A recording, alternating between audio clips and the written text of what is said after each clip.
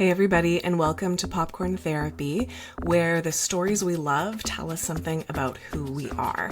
You're about to listen to part one of an episode that I did with Natalie Rousseau, who is my fellow witch, and we love to dive into supernatural stories.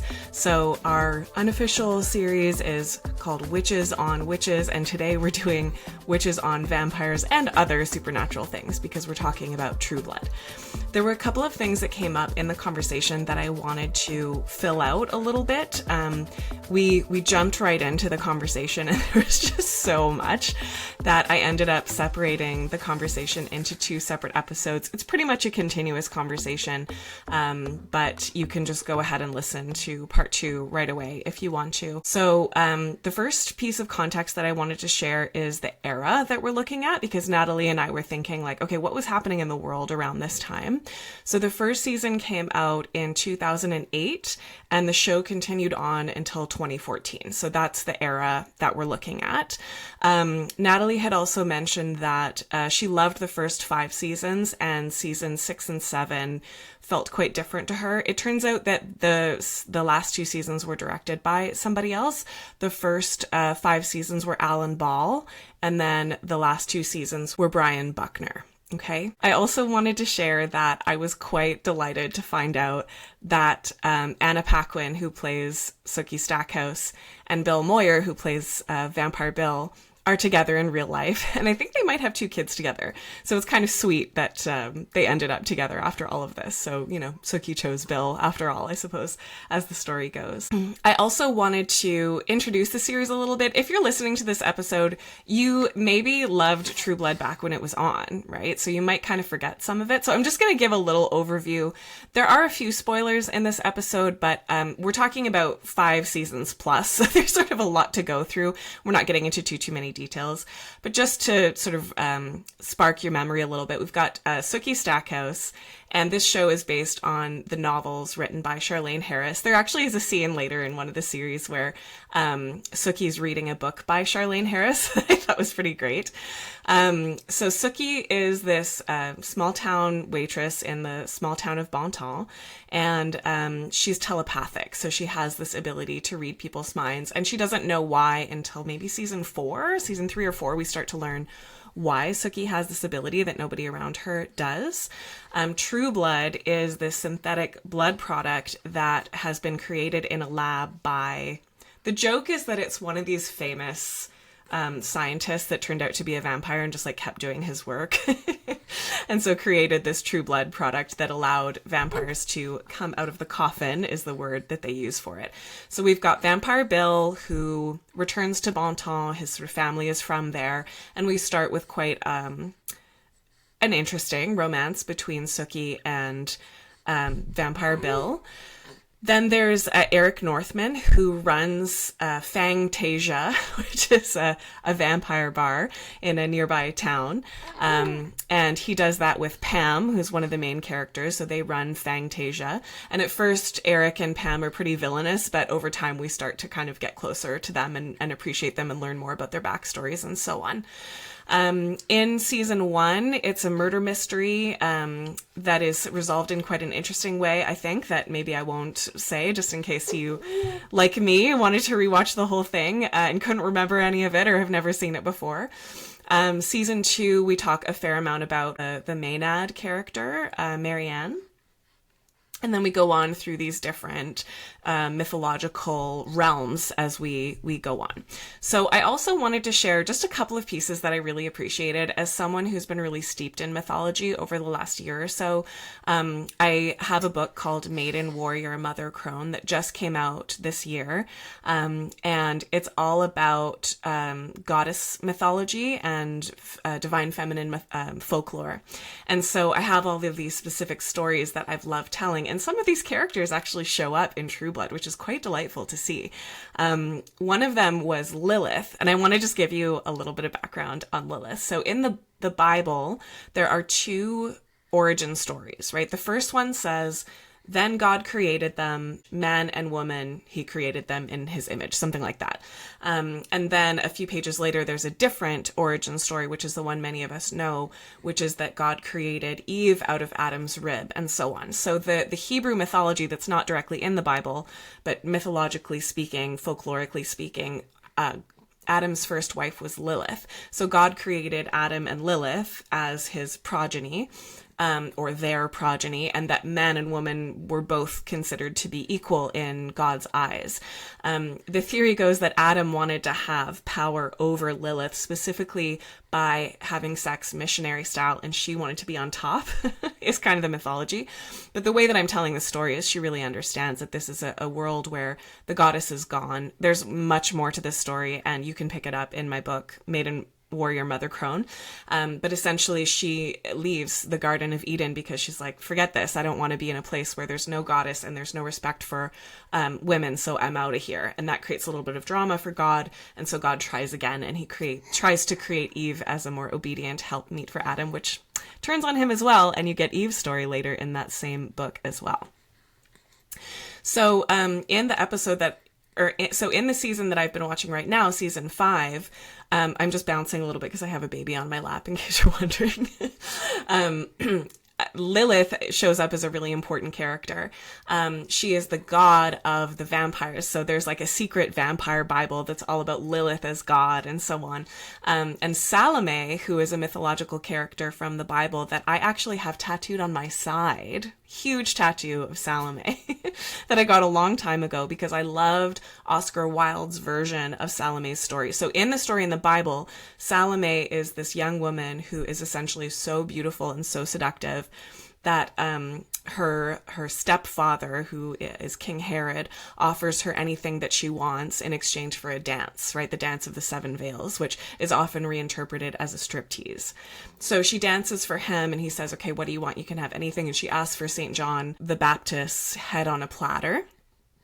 So she's one of these biblical villains, her and Jezebel, whose story I write about in the second in the series of these books that I've been writing, called Witch, Healer, Priestess, Outcast. That's coming out in November. Baby snoring now, if you can hear that in the background. So I tell Jezebel's story in that book, and I'm a little obsessed with it. She's an incredible character that is so deeply connected to the earlier goddess mythologies that existed before the biblical history. So Salome is one of these characters who's seen as a villain, but if you kind of look into the story, what was actually happening is that Salome's mother had remarried. And at the time, there were actually a fair amount of rights for women, including the right to divorce. And if you divorced, you would have the right to property and money and things like that. So women had a fair amount of power. There was a movement at that time to sort of take women's power away. And one of the ways that happened was by outlawing divorce. And so John of the Baptist, who is this Christian saint, was speaking against Salome's mother, whose name was Herodias. I'm not sure if I'm pronouncing that correctly, Herodias. And so he was basically trying to enact something that Herodias would have seen as oppressive, right? And so she and Salome together agree to take down John of the Baptist because he's a part of this sort of radical right. You can look at it that way, trying to take women's rights away, and Salome and Herodias were trying to fight against that. So I actually see Salome as a really powerful character, and she shows up in season 5 as a vampire, of course, and she tells her story correctly, right? She doesn't get super deep into the goddess mythology and the political importance of divorce, but I thought it was really interesting that she showed up and somebody had really researched like what her actual story was and who Salome is in the Bible. So I just wanted to share a little bit of that because we didn't get a chance to quite get into all of the mythology, and there's more, of course, in True Blood. But I wanted to add that as a little bit of context before you hear Natalie and I having this wonderful conversation. Last note before we get to it, the second in this series of this conversation is going to be published very soon, so don't forget to check that out when you get a chance. Okay, that's all I wanted to say. Please enjoy this conversation with Natalie and I.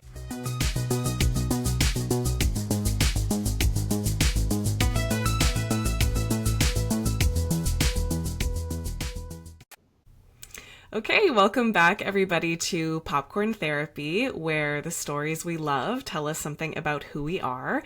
And I'm very excited to have Natalie Rousseau back on the podcast. She's been a guest a couple of times, and I have deeply loved all of the conversations that we've had. I'm unofficially calling our shared series Witches on Witches or Witches on whatever. So we're going to do Witches on Vampires today because we're talking about True Blood. Yeah, it's an older show with 7 seasons, so it's a long one as well. And when you invited me to have this conversation, I was like, oh yeah, I think I watched that. I maybe watched half the first season, and so I've been really enjoying getting into it, and it's all new to me as well. So Natalie, do you want to introduce yourself first? Yeah, well, okay. Yeah, I'm Natalie Rousseau. I live in British Columbia, Canada, and I work as a somatic therapist, but really I just think of myself as like the friendly neighborhood witch because I also love to work with medicinal herbs and tarot and astrology, and I'm a lover, like Julie, a lover of myth and story, and I just endlessly fascinated by the ways in which story, can speak to so much of the human experience and can help us to see sometimes what we don't see or what we haven't been able to put words to. And I love having these conversations with you, Julie. Yeah, and I always forget to introduce myself because I always assume everyone knows who I am if they're listening to the podcast, which might be true. But I have these different elements of what I do, and one of the major ones is that I'm also a therapist with a somatic focus. And you and I are just so aligned in so many of the things that we do. I feel like we have a very similar perspective on what it means to be a witch, in terms of being someone who, one of my students actually expressed it as being a witch as someone who pays attention, right? It's sort of like someone who's just listening on a little bit of that deeper level, whether it's to the land, which is often a big part of it, is our connection to, the cycles of the moon, the seasons, those kinds of things, but also paying attention to the body, our emotions, our intuitions, our dreams, all of those things. It's sort of listening to, that listening just beyond the veil, maybe. And you and I, we both read tarot, and you and I both have a bit of an obsession about mythology. And I keep thinking about how, I've been writing the series of books about mythology, goddess stories, folklore.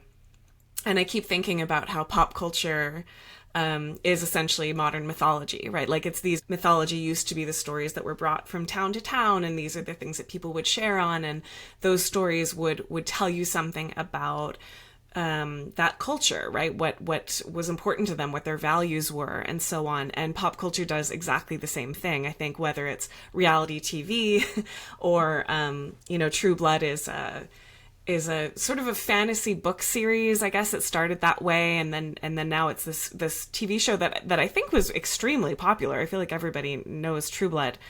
It has a lot to say actually about who we are. So I so agree with you that modern story and pop culture is a form of mythology, and that myth often helps us to know and understand the story of a people, how they experience themselves. And I feel that this series really shines a light on American culture, and particularly a culture in the American South. Now, of course, I'm not a citizen of the American South, so I can't say, that it's how true to form it is.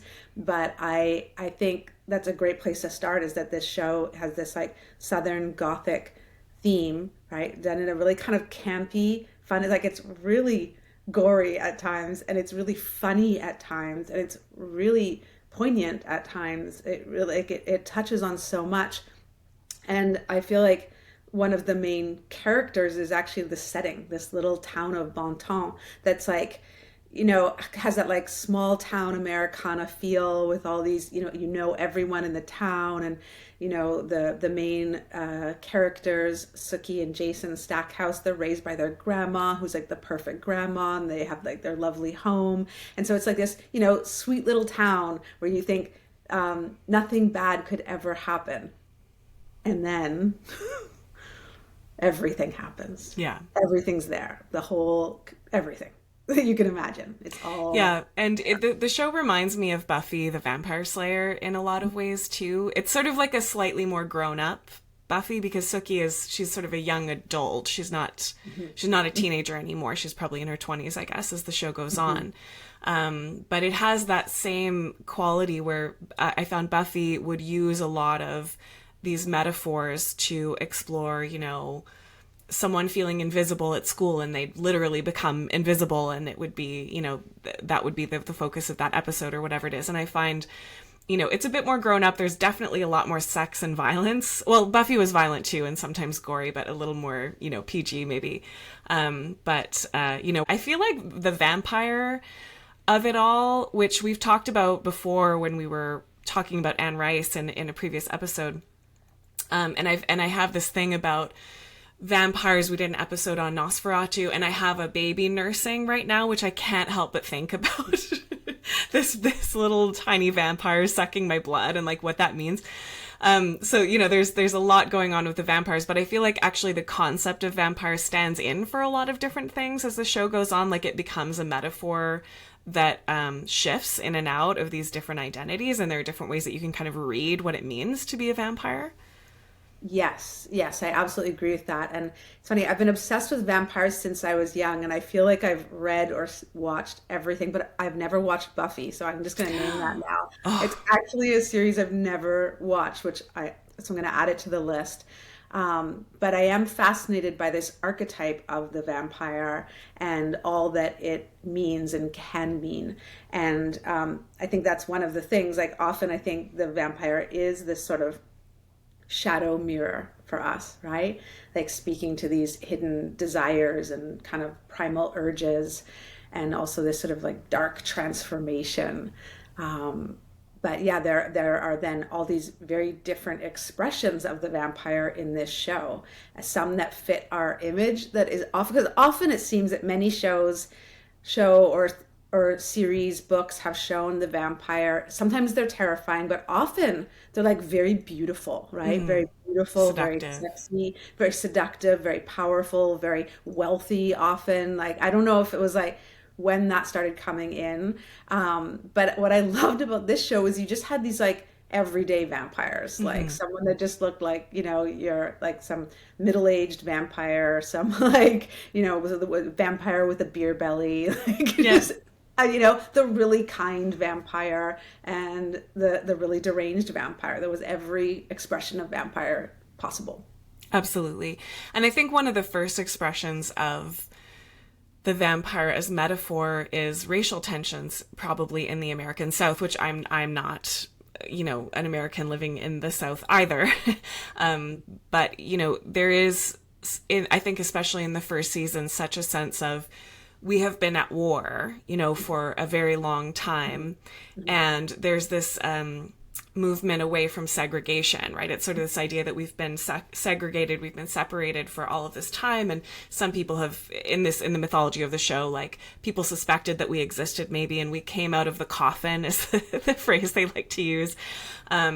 With another thing that I find is interesting is a technology, which is that someone became able to create true blood, which is the substance that vampires can drink so that they don't have to feed on human bodies, so they don't have to be violent anymore. And what a cool question of, if there's a species with this primal need that includes violence, and then there's a technology that can change that what happens next, right? And maybe we're thinking about lab meat and everything. I've gone off of the racial tensions here. This is a whole other metaphor. But I think what's interesting, especially in that first season, is just what you said, is that people have this idea of what a vampire is, right?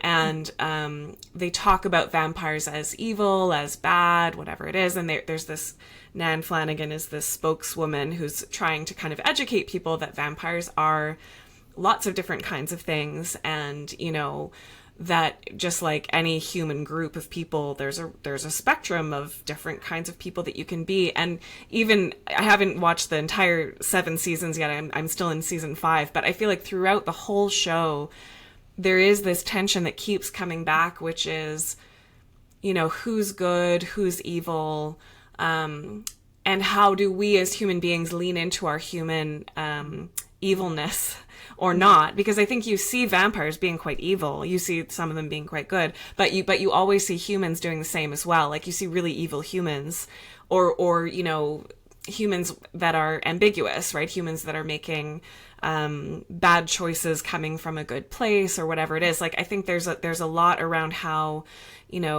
as human beings, we often have this tribal way of being where we think, okay, it's us against them, and whoever the them is, we want to assume they're just one thing. But ultimately, anytime you get to know any group of people, whether it's based on race or sexuality or culture or any other thing, you find out, oh, there's lots of variation here, and I can connect in some ways, and that there becomes empathy after a while. Yeah. And I feel like this show again just did such a neat job of using the supernatural theme, because you had all these different groups of supernatural beings, right? Here we're speaking about the vampires, but actually there's so many different types of supernatural beings that are brought out. Soups, exactly. So there's like shapeshifters and wares and witches and all this, and I feel like all of them tend to represent different, like, marginalized or othered communities, right? And so it speaks a lot to a lot of these themes of like classism and racism and marginalization, but using the allegory of supernatural beings so that we can in many ways like see it and receive it and contemplate it.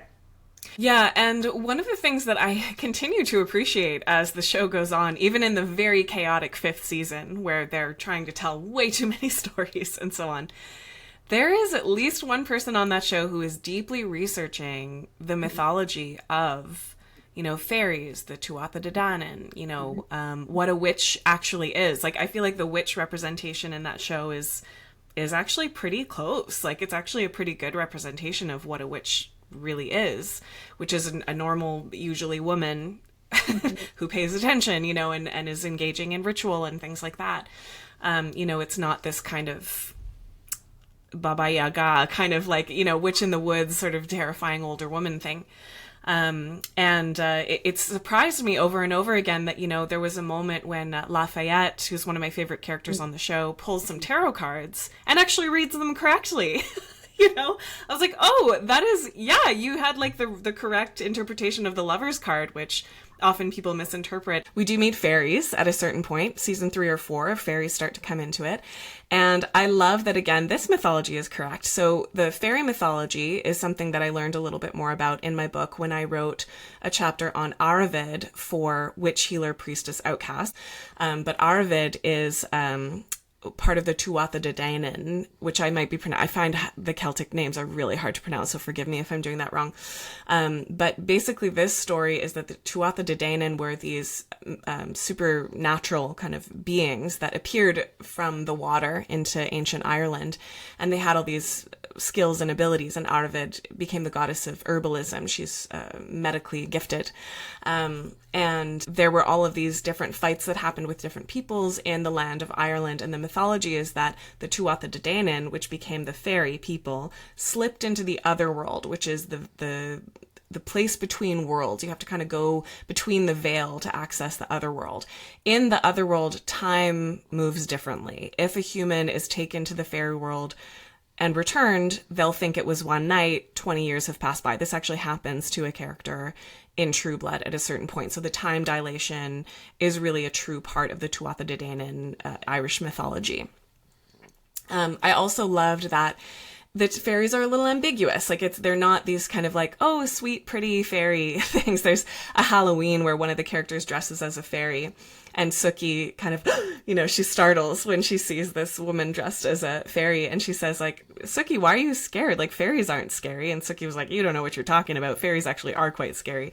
And that's true, right? They're powerful and they can be benevolent, but they can also be villainous. But, there's all this interesting mythology. That's what I'm writing about right now, is I'm doing a book about tarot and mythology, and that I'm sure you'll love. That's like right up your alley.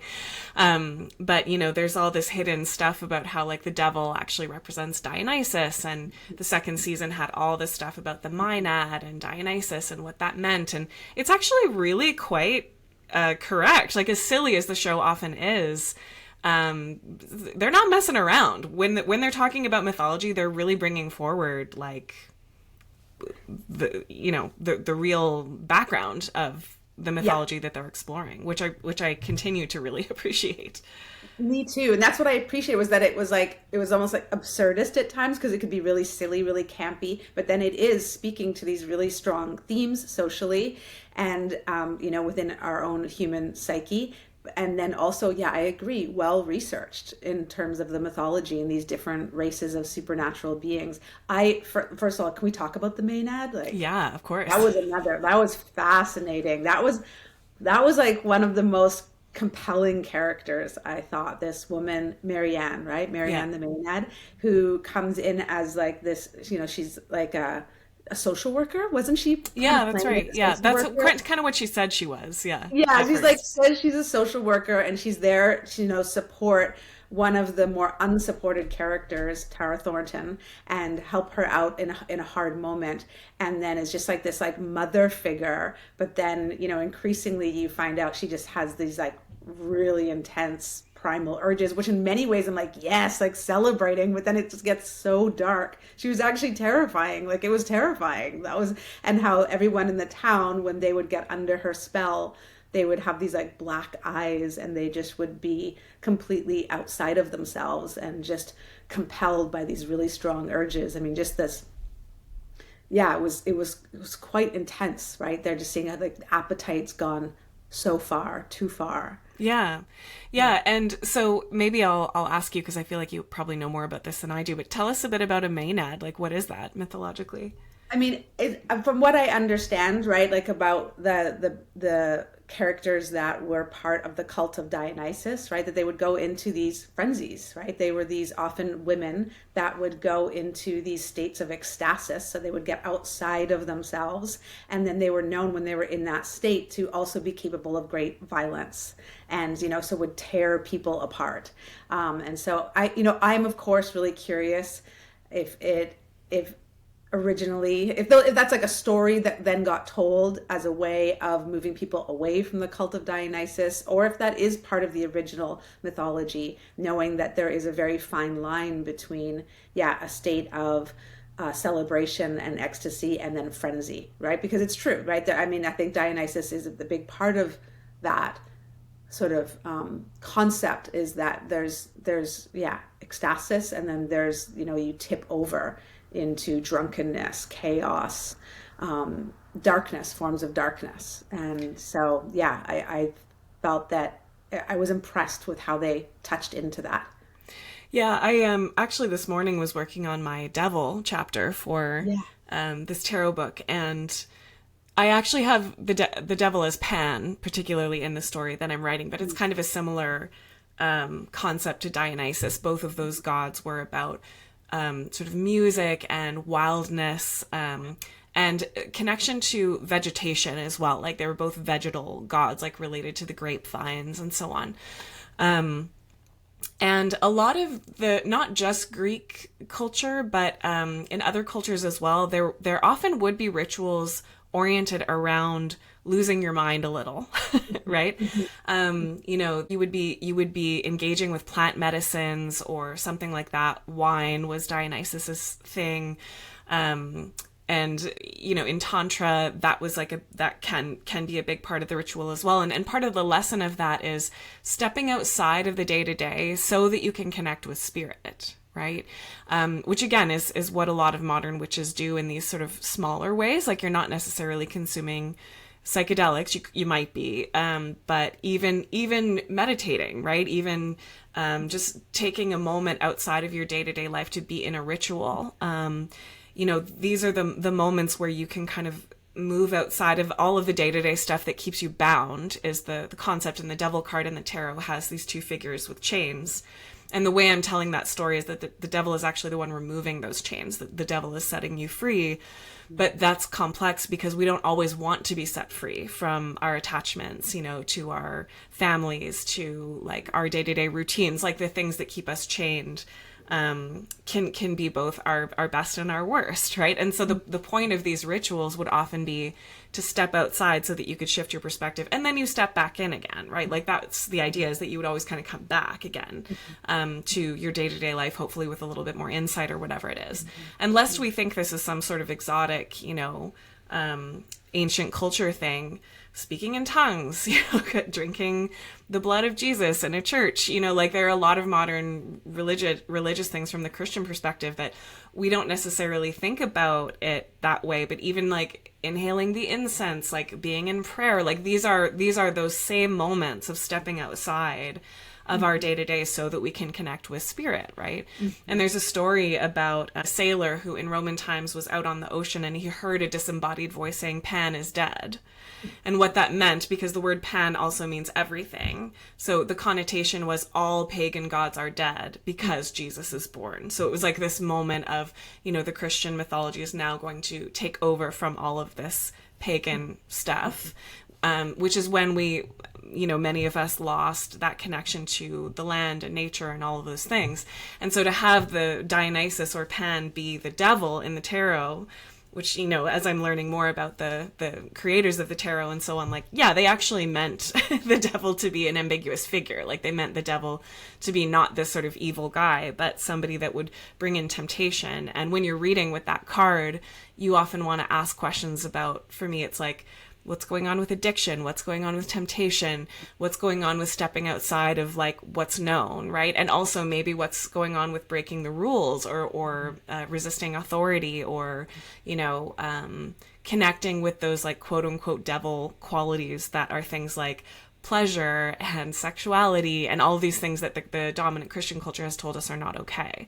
So to bring it back to the show, right? I think Marianne, like, it was hard to see anything wrong with Marianne until quite later on. And even towards the end of that season when, the problem was she wanted to sacrifice one of the main characters because she thought that would help her sexually unite with Dionysus. And there was this interesting way that they were kind of resolving that around imagination and imagining yourself into being, and like the fact that she believes herself to be immortal makes her immortal, but if she can believe that there's a way that she can die, like if we can tell her this story essentially, then that would be how we can defeat her, is by giving her a story in which she can die, like by connecting with her god. And then that anyway, that it's a very, very interesting resolution, I think, to that story, but there's so much in that.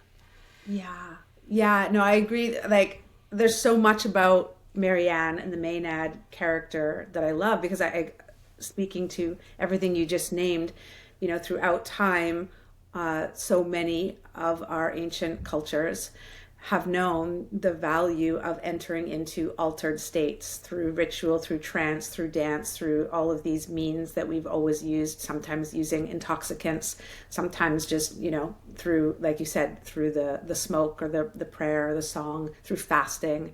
There's great value in entering into those states. And they also can be strange and terrifying, and there's a part of us that is terrified of those states and what they can awaken in us, what they can help us to realize, what we might see or feel, right? There's a safety often in maintaining the status quo, and I think she had a really strong message there of that these things are important, and yet because of I don't know like exactly what the writers were trying to say there, like about her, whether, again, she was ambiguous, which many pagan deities, if we can call them that, are ambiguous. It's not this clear good or bad, right? Because nature is ambiguous. Yeah, absolutely. Nature is nurturing and it's terrifying. It's the whole full spectrum. And so it showed really that what can happen when we tip over into that place, where, yes, she wanted to sacrifice a member of the community, and also people who became part of her cult often, they lost themselves. They lost connection to their own values, to their own humanity, and they started becoming very violent and very their hungers were excessive, and they lost awareness of themselves in some very serious and terrifying ways. And that's something that scares a lot of us, I think, on a deep level, right? So I think that in a way, that character was a very ambiguous character, showing both the value and the danger of these states of intoxication, ecstasis, and yeah.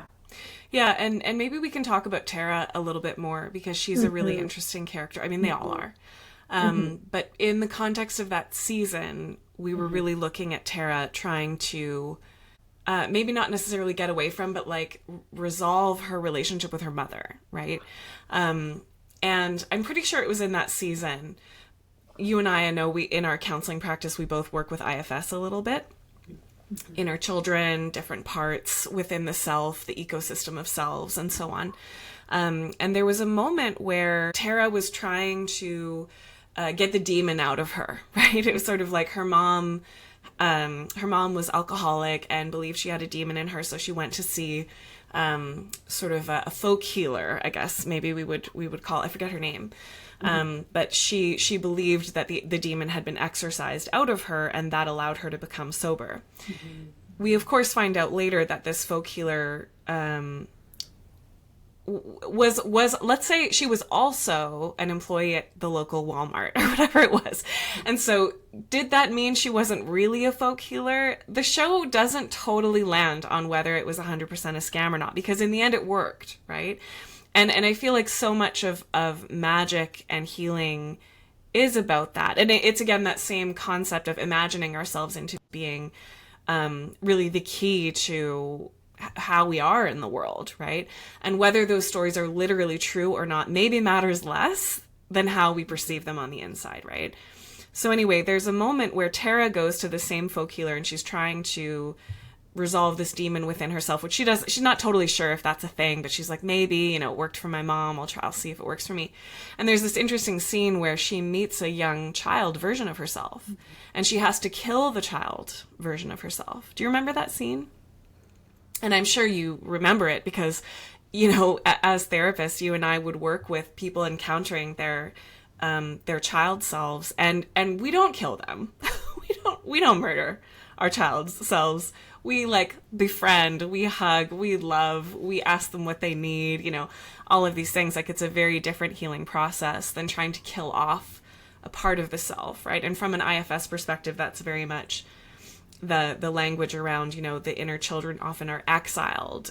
We suppress them, we ignore them, we put them into the maybe the psychological other world, so that we don't have to face them. And yet they have power from beyond that veil.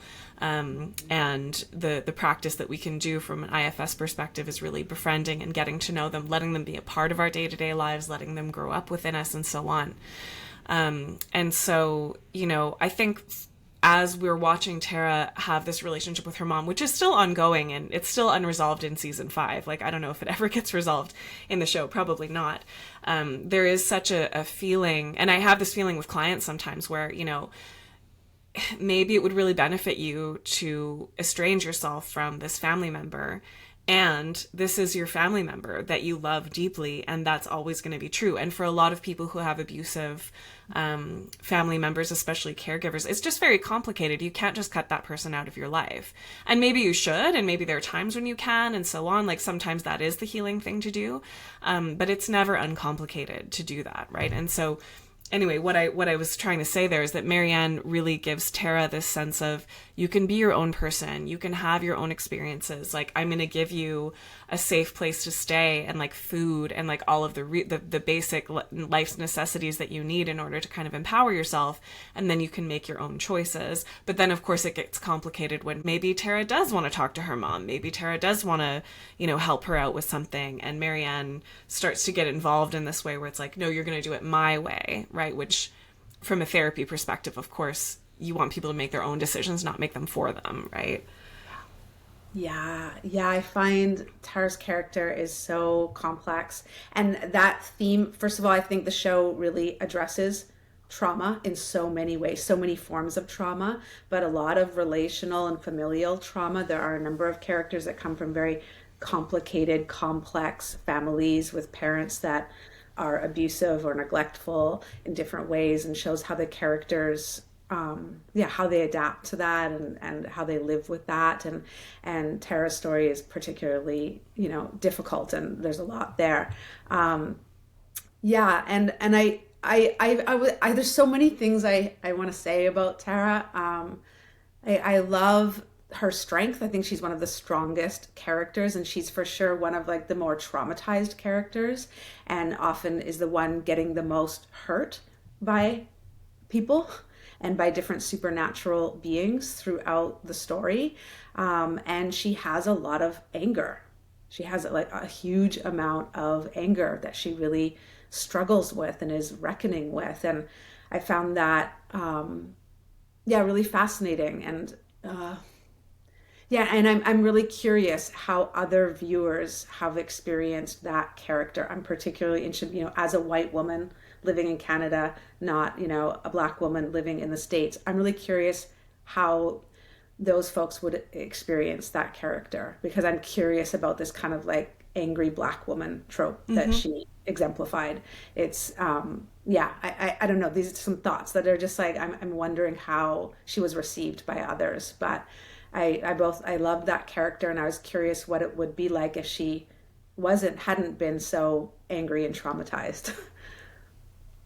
I think it does feel really clear where the anger comes from. Absolutely. And I think she's also really likable in a way that she tells people what's up. And a lot of the time what she gets angry at is people saying racist things to her, right? And she will talk back in a way that maybe as a white woman with a waspy family where, we tend to not say anything, it's quite delightful to see the way that Tara tells the truth a lot of the time and insists on people telling her the truth. Yeah. And yeah, she's also so vulnerable in so many different ways. I think you do see her getting hurt a lot of the time, including by Marianne, sort of being used by Marianne. And, I will say, so, I hope we don't need to worry about spoilers because this is quite an older show. Yeah. But towards the end, I think it's that second season, Tara falls in love with Eggs, who's this beautiful black man who is a part of Marianne's cult without knowing that. And it turns out that he's been used by her in many cases to kill people because he's strong, right? Like she kind of uses him as her brute strength, which is a way that black bodies have been used, right? In many different ways. He's not consciously aware that this is happening. And eventually he does find out what's happened, and he's sort of devastated by that and confused by that. And then there's a police violence moment, right, where he's actually shot by I think it's Andy, right, who later becomes the sheriff, because he's like too freaked out, and like his kind of gun goes off in this way that police violence against black people will often has happened in the States, where there's an internalized racism of the often but not always white police person, which Resmaa Menakem, how does he refer to it?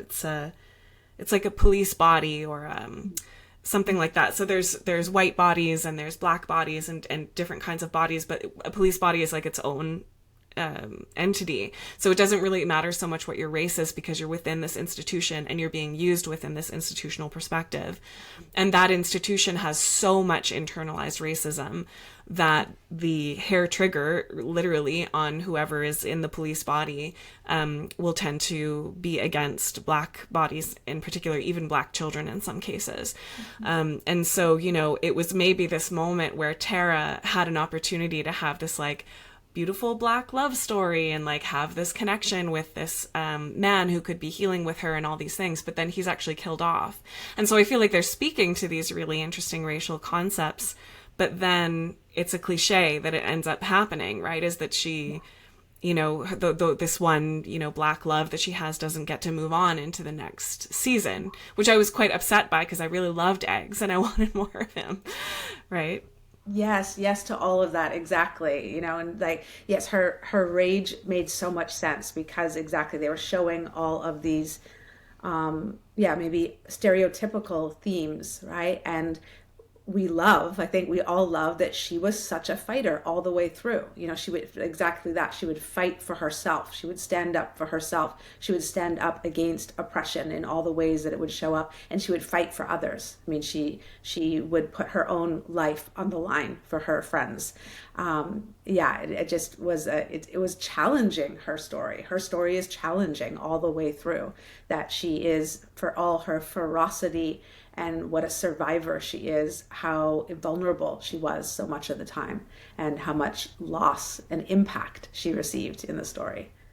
Yeah, there's also a storyline in one of the later seasons where she is sexually violated in a way that I think is, it was by a vampire, which is, again, vampire as metaphor for sexual predator. That's one of the metaphors for sure that's being used. And it happens in this interesting way where they start with a consensual sexual connection, and then it evolves into sort of a domestic violence situation. And she needs to be sexually available to this person in order to survive that situation. It's very gory, it's very extreme, it's very campy, but that's how it goes a lot of the time, right? Is that it can start consensual, and then, certain things start to happen. There's sort of grooming and love bombing and all of that stuff that can be very confusing for a person. And then often people, often a woman, but not always, will be needing to use her sexuality in order to escape a dangerous situation. And then you see a pretty realistic depiction of PTSD from Tara's perspective, the flashbacks, the somatic symptoms that come up, how it's not totally resolved when her perpetrator is killed eventually. I think it's actually, that was a pretty effective way of showing what PTSD can look like, right? I agree. Yeah, that was really, really well done. And again, really, really edgy and really, really revealing. And just the confusion, her abuser being like, but I love you. It's all about acting like these passionate declarations of love being displayed in ways that are just straight up abusive, and how terrified she was. It really showed her terror. And then what she had to do in order to escape that. Yeah. And how, she didn't really escape because the impact of that experience was long lasting. Yeah. And I think there was a moment too where, if I remember correctly, I think it's Jason who eventually kills her perpetrator. And then he might say something, it's over now, it's okay now, it's resolved, right? And she's just standing there shaking, terrified, that's not better. That doesn't, seeing him killed in front of me actually didn't resolve my PTSD about the situation. It's piling violence on violence. That doesn't actually solve anything, right? Yeah. Yeah, it really showed the way trauma continues to echo in so many ways. Yeah, absolutely. And I feel like that's shown from that cultural perspective too, against the humans against the vampires, and the conversation that they continue having about should we be connected to each other? Are we related? Are humans our ancestors, or are they our food, right? Are vampires these freak anomalies, or are they a natural part of the world that we live in? That conversation keeps happening over and over and over again in different ways, which I think is really interesting too. Thanks for listening to part 1 of this conversation that I had with Natalie Rousseau on True Blood. If you enjoyed that, please tune in for part 2, where Natalie and I just continue our conversation and we talk a little bit more about the relationships in the show. So I hope you enjoyed that. There's more to come. Don't forget to check out the archive of episodes for shows that you might have loved, that you want to think about a little bit with us. And don't forget that you can tip me if you want to support the show. Go to juliepeters.ca/tipme. If you send me $50 or above, I will quite happily send you a personal tarot reading just from me to you, and you can send me a question if you want to. So stay tuned for more, and I will catch up with you next time.